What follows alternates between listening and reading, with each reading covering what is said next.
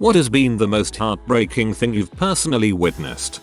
It was about 2 AM on a rainy Monday night and I was driving home through empty suburbs in Sydney. Suddenly I turned into a smallish road and was blocked off by an ambulance. I was about to reverse and find another way when I see two paramedics bring out an old lady on the trolley who was very much dead. These three were followed by a very old man, probably 80 plus, who followed behind trying to hold the woman's hand. He was bawling, falling over himself, getting soaked by the rain and shouting. He was shouting, "She's my soulmate. What do I do now? What am I supposed to do?" Something about an older proud man brought to their knees kills me. Crap.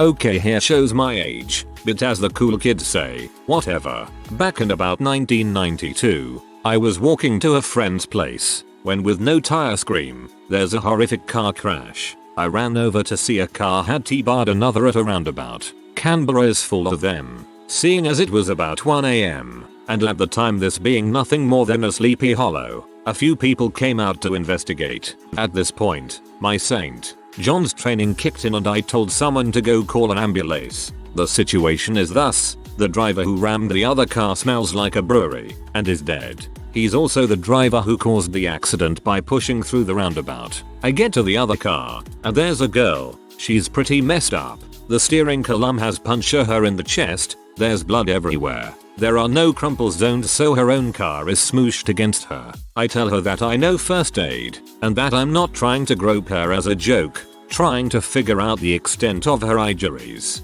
But I can feel all her ribs on her left side fricked up, and even at the lightest tuff, she's hurting. So I start talking to her, saying everything's alright. Well, it's not, but the ambulance is coming, and start making crappy jokes at her to keep her awake. Then I hear the ambulance in the distance and tell her she's gonna be alright. She looks me in the eye and says, "Why didn't I meet you earlier?" and dies. Turns out, 30 seconds can be an eternity.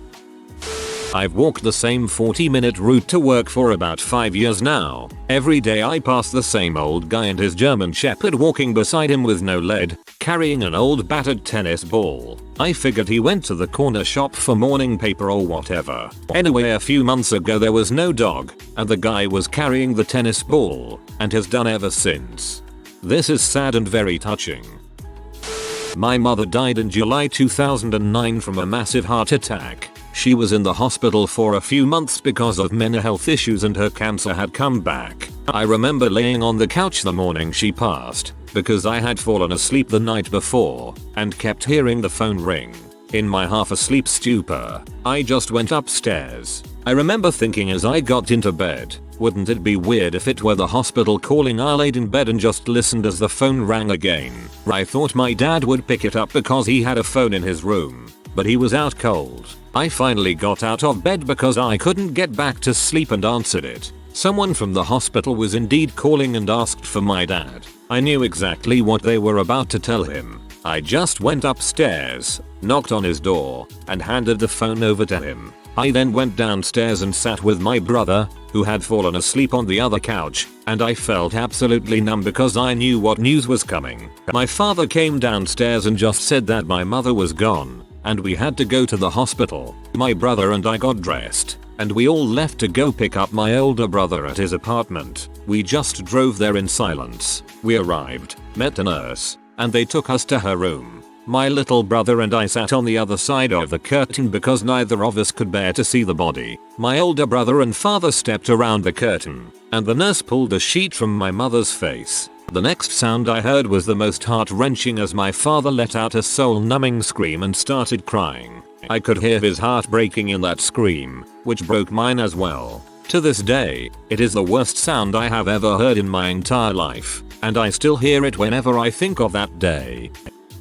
A few years back a guy sat by me on the bus home. He must have been in his late 70s, early 80s. He starts chatting to me for no reason, which I don't mind because I like chatting to the elderly. They've got wicked stories. Anyway, I notice he is wearing a butterfly brooch on his cardigan, so I commented that it was nice and unusual. Clearly because it was a woman's, but I thought he was giving zero fricks and wearing what he wanted. He responded that he'd bought it for his wife that morning in the town, but then remembered that she was dead, but he wanted to keep it because he knew she'd have liked it. I wanted to take him home after that.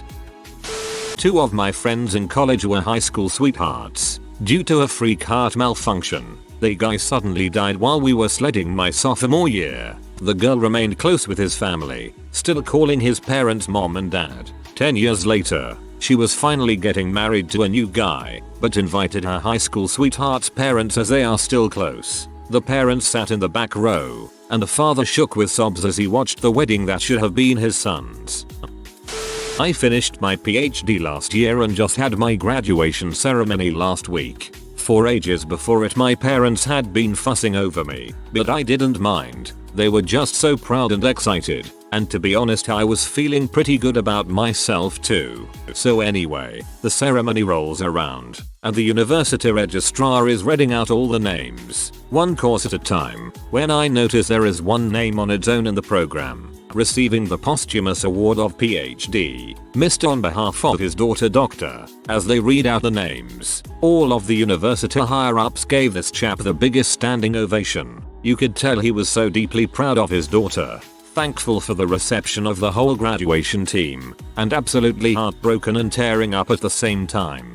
There were so many people visibly crying in the audience, and it seemed to resonate really strongly with me. It was such a big day for me and my family, and seeing the pride and sadness on this man's face really made me realize how important it is to appreciate family while they are still around. Amazingly, I'd held back the tears through this whole thread, but you go and ruin it.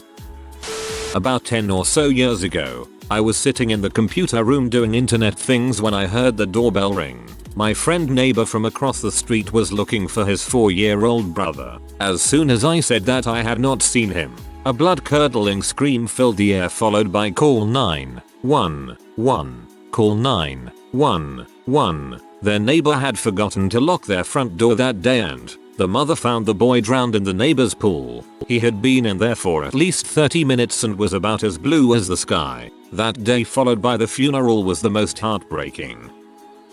I had been friends with a girl named Alice as long as I remember. Our parents were neighbors and also really close. We both had big families with lots of siblings and we were the oldest kids, so we kind of clicked in every way. She was my first best friend. So it was Christmas time in 2004. I was visiting her. We were talking about how she had a crush on my brother and other usual things that 13-year-old girls would talk about. I was drawing a horse for her. She loved horses and I loved drawing. It was a nice evening.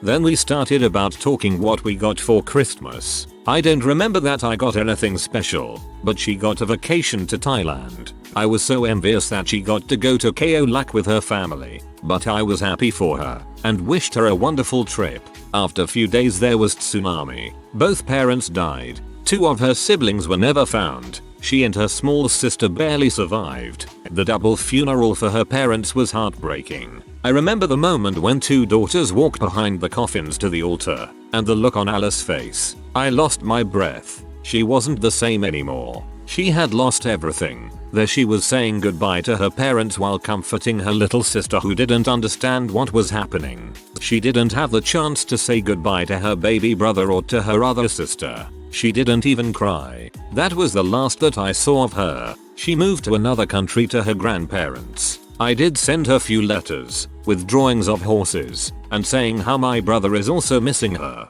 She never answered. I think of her every time I visit my parents and see their house. We have a lot of good memories of us there, but I don't know where she is now. I can only hope that she and her sister are doing alright. My granddad crying as he kissed my mum's cheek and stroked her hair about 15 minutes after she had passed away. My mum was my grandparents' only child. To this day I have no idea how they have managed to carry on. I had this favorite regular customer. He was this old war veteran that came into the store humming, singing, and always in a cheery mood. I helped him with the groceries because he couldn't read his wife's scribbles. I hadn't seen him in a long time. I thought maybe he had moved to a retirement home or whatnot, when he suddenly comes through the door and I am so happy. Until he asks for a job. I ask why he would need a job and then he explains he just came home from the war and needed money. I ask how his wife is doing. She has moved to Sweden for safety. It quickly dawns upon me that he has dementia. He thinks he is 19 and before I have time to do anything he's out the door. I had to go to the back room to cry because I couldn't help him, and even though I only knew him a little, so that person was totally gone.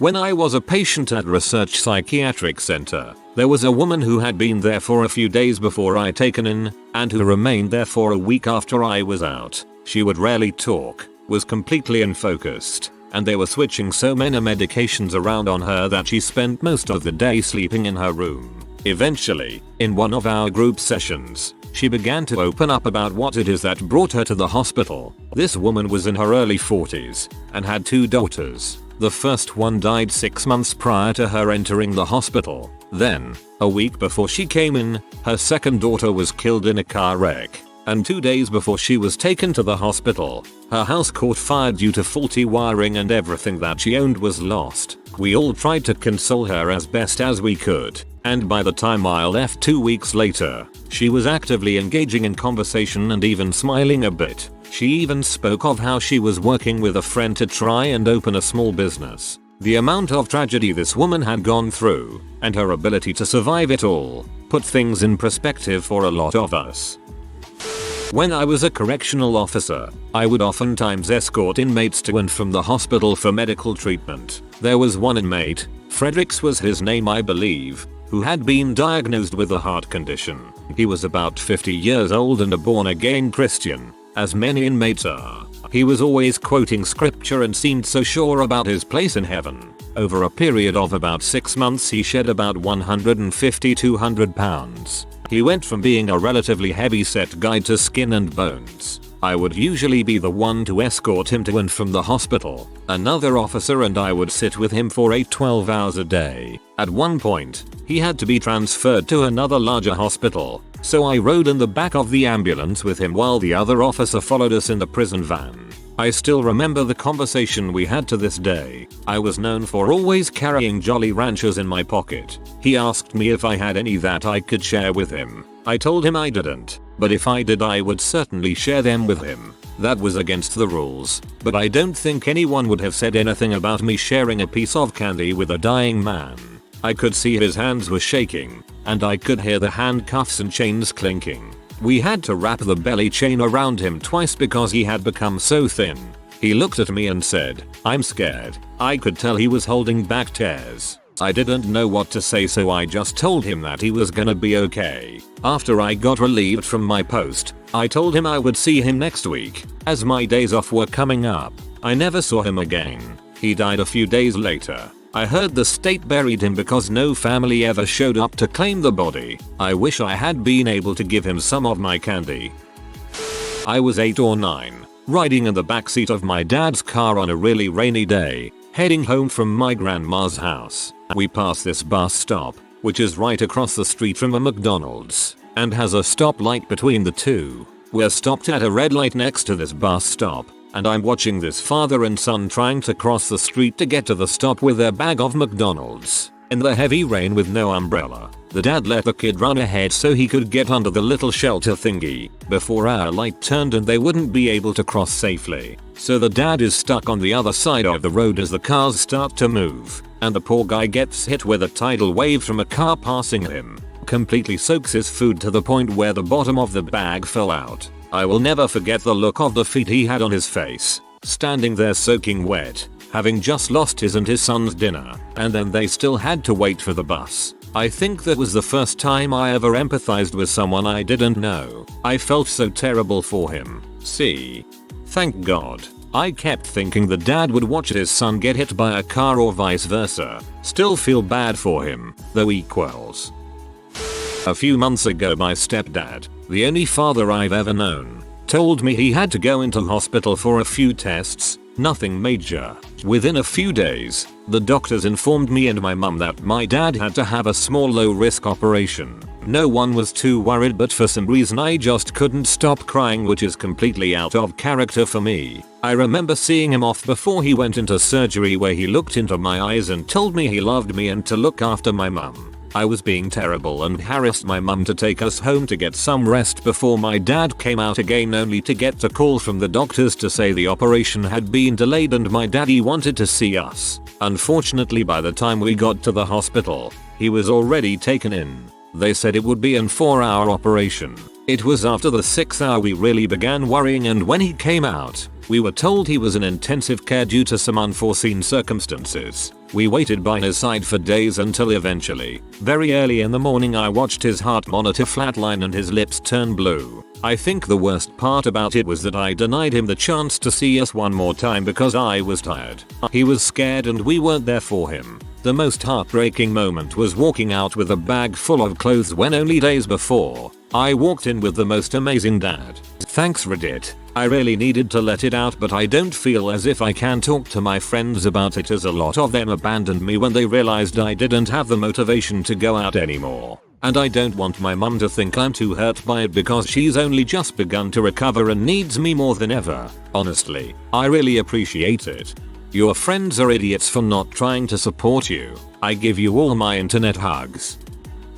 A little one that always stuck with me. Driving home and seeing a woman putting her recently hit by a car dog into a cardboard box. That crap hit me pretty hard. Still not as bad as the next one though. In Iraq, a father brought his son to a base for medical attention. He was very ill. Turned out the son had been bitten by a rabid dog. If you know anything about rabies, you know that once symptoms show, it's 100% fatal. Watching the medical officer explain to the translator, who relayed to the father, that his son could not be saved, that was rough. The other one, the worst one, working at a checkpoint, we open up a trunk as usual and find the body of a young girl. I don't really talk about that one. I do some volunteer work with a special needs school near my home where they do some special Olympics type field day events twice a year. Most of the kids are developmentally disabled, but a few have physical disabilities like CP. After helping with the events for a few years, I got to know some of the kids better than others, and there is this one kid named Andy who has severe autism, mostly relating to sensory dysfunction. He rarely speaks to anyone, but this kid is freaking bananas about baseball. He memorizes stats and players and team rosters and can rattle off the most obscure baseball stats ever, and they are all accurate. It's incredible. Anyway, Andy is raised by his mom and grandmother, as his dad bailed out when he was very young. 2 or 3 I think. One of the events we did at the field day was a kind of modified baseball game on a little field with big base paths for the kids and wheelchairs and big soft balls and bongo bats. Andy had tried to participate in the game for years but could just never do it. He would just get too overwhelmed. It was too much. He would wind up watching from his chair, and you could see that he wanted to be part of it so bad. Last fall I spent a couple hours before the baseball game trying to get him mentally prepared for the game so that maybe he would be able to actually take an at-bat. I walked him through what it would be like and just tried to get him calmed down, and I gave him my hat to wear and a lead vest to wear. Like the ones you wear when getting an X-ray, it calms him down. I didn't expect that to change anything really, but to my surprise and delight, he wound up actually getting to the plate and staying there, unassisted, holding the bat up and staring wide-eyed at the parent that was pitching. His mouth was agape and he was breathing so hard I thought he might pass out. The parent lobbed the ball up to him, and Andy threw all his weight behind the bongo bat and freaking crushed that crap to right center. It cleared the cones by 30 feet, using cones for fence line. I was so happy I was about to bust, and after he was helped around the bases and stomped on the plate, he came back over to me and I high-fived and fist bumped him and congratulated him over and over. Then he stopped and I could tell he was trying really hard to compose himself to say something, and he says, "Can I come back later and do that again so next time my dad can see?" I kept a smile on my face but couldn't stop myself from bawling like a goddamn baby when I heard that. Freaking crap. Crying again now. Kids need their goddamn dads. That one got me. Wow. Sitting in the waiting room at my gyno's office for my yearly lady checkup, a visibly pregnant woman comes out of the offices, back into the waiting room. She's crying and on her phone, leaving someone a voicemail, saying, "Please call me back as soon as you get this. They can't find a heartbeat. They're sending me to go get another ultrasound. Please call me back." I need you right now. I'm so scared. I looked around the waiting room after she walked out and realized that every woman in there, myself included, had started tearing up. Absolutely heartbreaking. When I was about 14, my mom was bringing me and my friends back home from school. We all lived about 4 blocks from each other. We noticed there was an accident on the street before mine. After we got home we all, excluding my mom, walked to the accident to be idiot spectators. We approached a group of people that had already gathered and asked what happened. It turns out that a guy was riding his motorcycle back home because his wife's baby shower was winding down. Well, as he was turning onto his street a driver plowed right into him and he was killed instantly. He was about 5 houses away from his home. His wife was just sitting on the side of the road in shock. We left after that. I've never felt so bad in my life for being curious about a traffic accident in my life. Thank you for reinforcing my decision to never ride a motorcycle. Way too many idiots to worry about out there.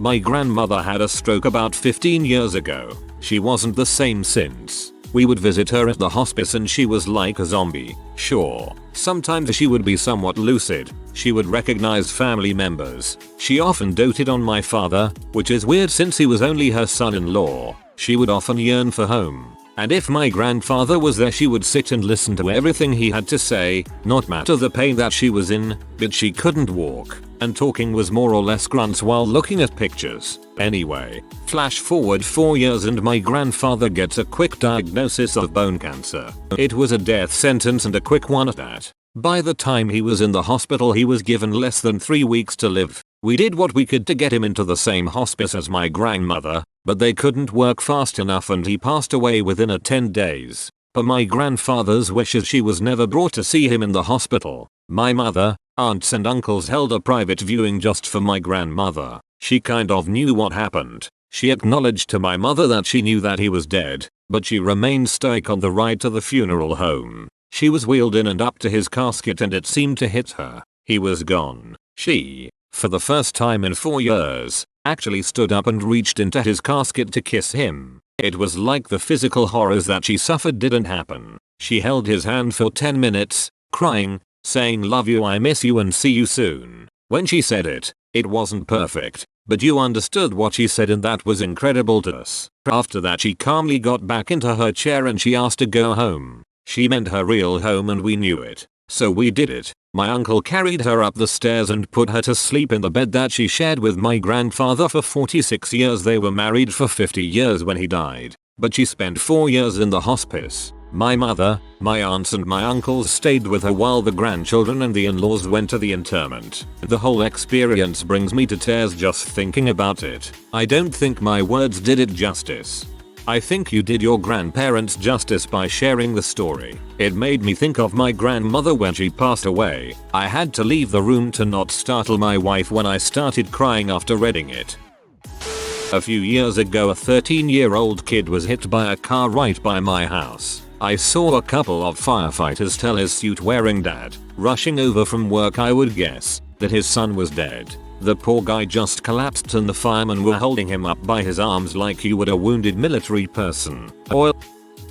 My family's best friends had twin sons, and one was born without a brain. He died after several hours spent being held and loved. My mom is a nurse at the hospital where the babies were born, and our friends asked if she could be the one to escort the baby down to the morgue. I held him after he died, and then my mother carried him away. The last thing I remember after walking out of our friend's room is the mother in the hospital bed, her husband with his arms around her, both quietly sobbing as they held their remaining son. I went with my own mom to her office, where she laid the baby on a piece of ugly blue material that was all the hospital provided, and gently wrapped him up. She had to put barcode stickers on him, as if he were a piece of faulty merchandise. I just remember sitting quietly with tears streaming down my face as she gently placed our friend's beautiful baby in a metal cart and wheeled them away.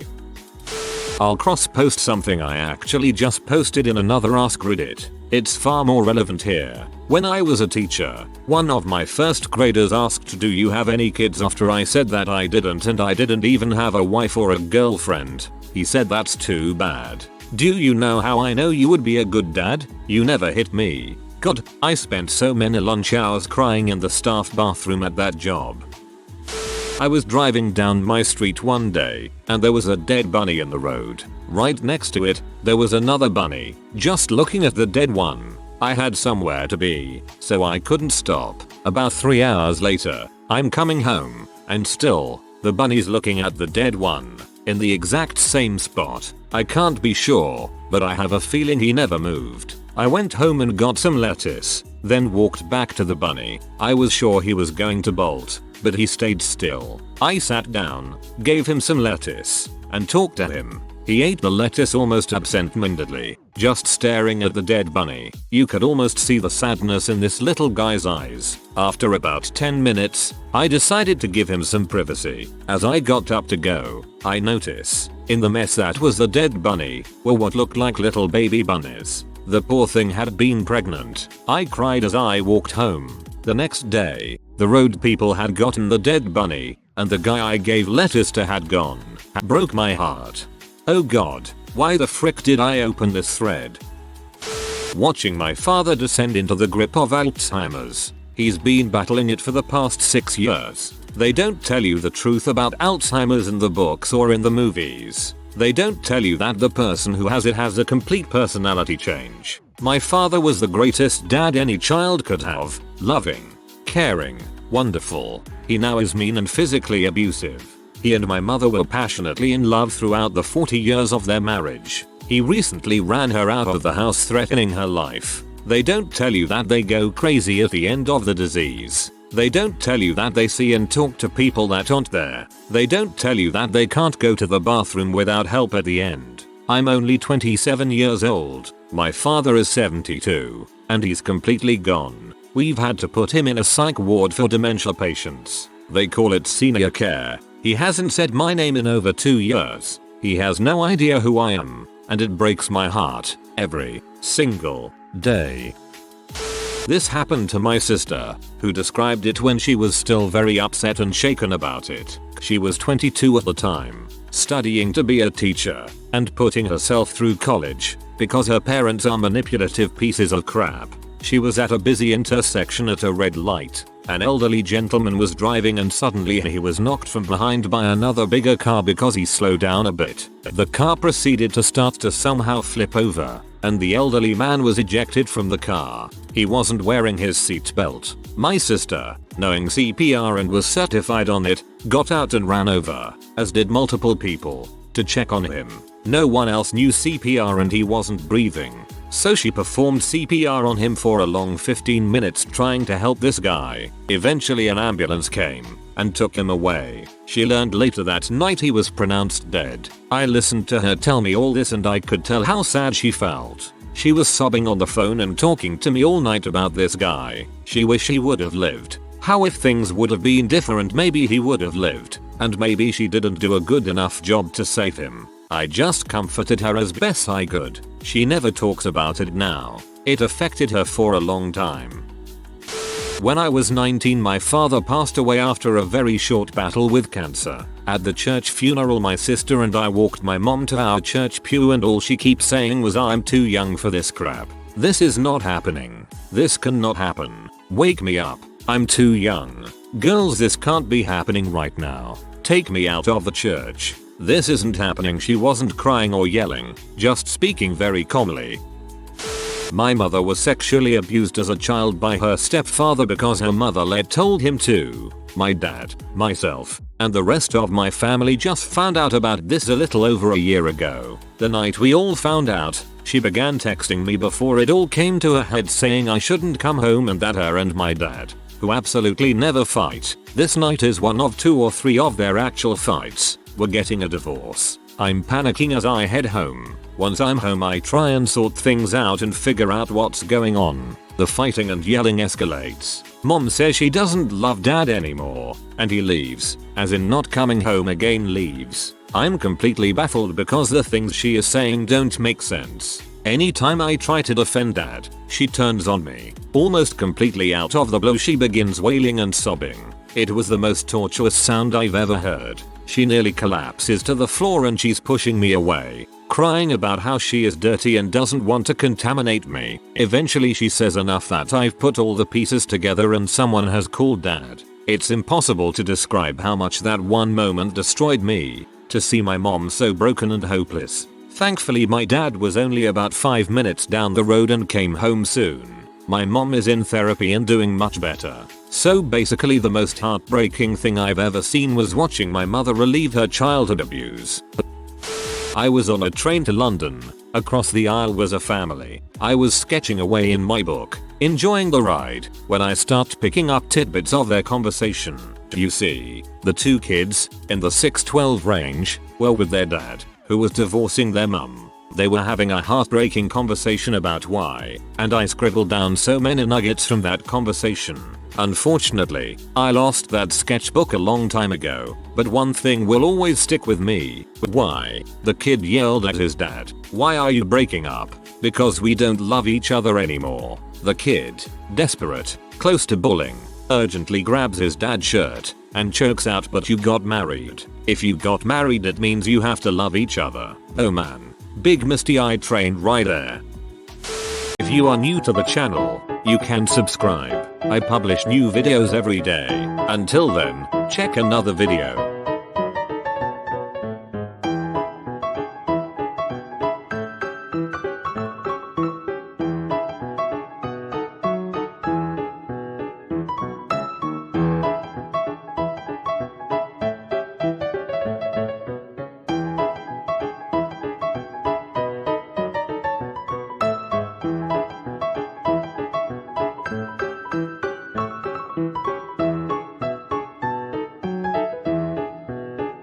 Bye for now.